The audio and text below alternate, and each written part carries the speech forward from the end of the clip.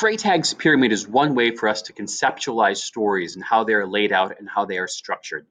Gustav Freytag created Freytag's pyramid, which is more like a deconstructed triangle, I guess. It's not a three-dimensional pyramid, but he created this to help study the Greek plays and Shakespeare's plays. So sometimes applying Freytag's pyramid to contemporary short stories or novels or films might not always work perfectly.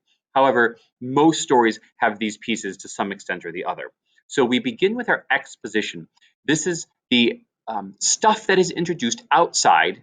EX usually means outside, like exit means sleeve, exoskeleton, the skin outside on an insect. The exposition starts outside the problem, and we get character setting, point of view, and we get some background information. Our exciting force, or inciting incident, or inciting moment, kicks off the conflict.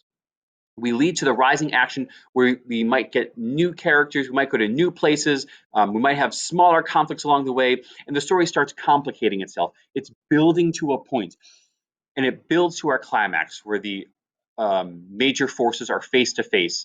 Usually, the way the climax results, it will lead us right to the resolution. Now, the falling action doesn't mean the story gets less interesting. Things either fall apart in a tragedy or they fall into place in a comedy or they fall into place in a romance story. So the falling action is where some of those complications start getting sorted out, and the resolution is where the problem ends. Notice the conflict starts the kick up on our diagram, the climax starts kicking it down, and the resolution levels everything off, because after the resolution is our denouement. Denouement is a French word that means unraveling. All that mess of stuff that happens in the rising action and the climax, everything untangles, and then we get a straight line at the end of denouement. This might be an epilogue.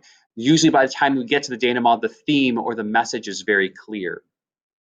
So Freytag's pyramid is one way. When we talk about and analyze plot, we should be using these phrases that you see on the screen to help guide our analysis. Now, Freytag's is not the only way to analyze plot. We also have something called the hero's journey and a handful of other options. But when analyzing plot, referring to these aspects will be very helpful in clarifying our thought process to our reader.